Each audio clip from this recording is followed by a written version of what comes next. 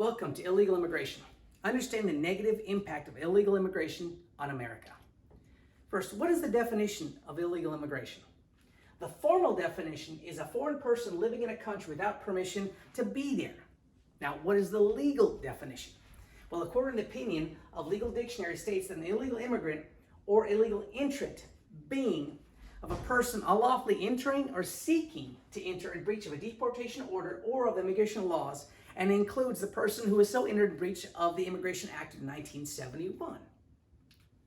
So what drives people to break the immigration laws of the United States? Well, family unification. And typically how that happens is there's usually one person who is already here in the United States, and they're here legally, whether a visa, green card, whatever the case may be.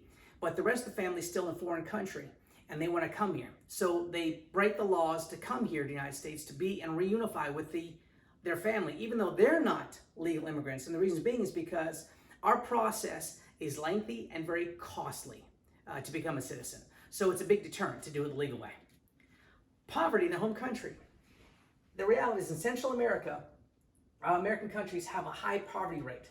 According to Macro Trends, which measures economic data, in 2018, the United States had a poverty rate of 1.70 versus Mexico, which had a poverty rate of 22.70 at the same time period. So there's a massive disparity in poverty between the United States and Central American countries. So it makes it appealing to come to the United States.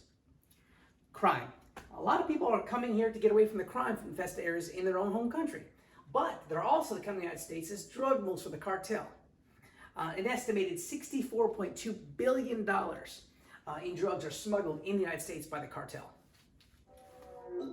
Here we have two mules who have scaled the wall, and they have two packs on their back.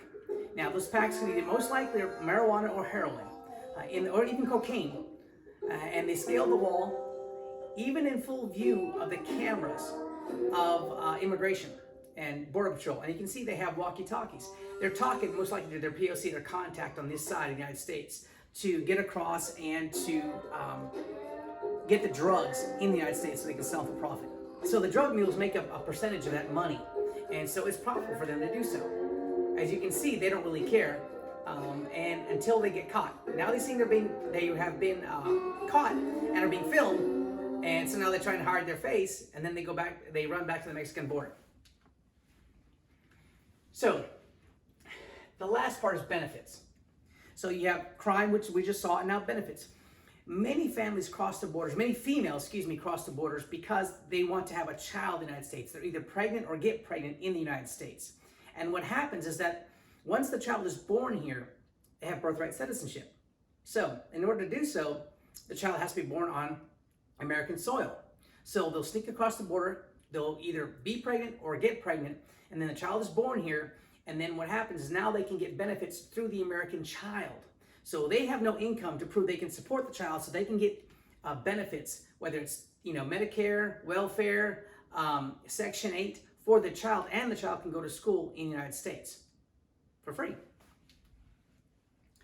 The cost of illegal immigration on America. Crime.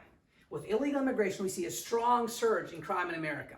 According to the United States Department of Justice, which is updated in 2021, 64% of all federal arrests, were of illegal immigrants. Now, in 2018, the FBI reported that out of 9,049 homicides committed in the U.S., 2,500 were committed by illegal immigrants, or 28% of all homicides. There are an estimated 11 million immigrants in the United States. That means 3% of the population commits 28% of all homicides. That is sad. Now think about that. What if that was you, your son, your daughter, your wife, your spouse, your grandmother? It happens. 2,500, 28% of all committed by illegal immigrants. Let's look at a poor family that lost their loved one. March the 2nd, which tomorrow's the anniversary, I guess you can call it anniversary. He was shot in the street like a dog by a legal alien gangbanger who was on his third gun charge, was just released from the LA County Jail that same day. And he, according to their gang code, he had to go out the same day and assault black people. So he found my son, shot him in the stomach, and while he was on his back, according to the up in the air, shot him through his hand, blew his fingers off, and shot him in the head and killed him right there on the same street he was born on. Jamila, we're so sorry, for your loss. That poor child lost his life because of illegal immigration that we have that's out of control. The last and part side is healthcare. Forbes magazine said in 2018, he stated that Americans cross-subsidize healthcare for unauthorized immigrants to the estimated cost of $18.5 billion a year. This includes direct care provided by federal, state, and city level. That is horrendous amount of healthcare cost. Then education. The GAO, Government Accountability Office, has estimated the cost of public schools is $7.3 billion a year to educate children of illegal aliens. $7.3 billion a year to educate them. How do we control illegal immigration? The current administration restored the previous administration policy of remaining in Mexico, which means that while they're seeking asylum, they must remain in Mexico until their hearing.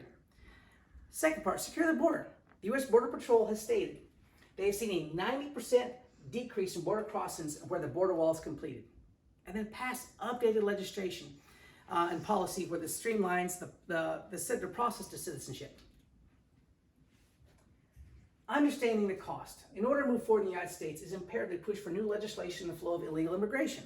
The legislation must include closing loopholes in our immigration system, and we must protect United States citizens from being one of those 2,500 homicides committed by illegal immigrants.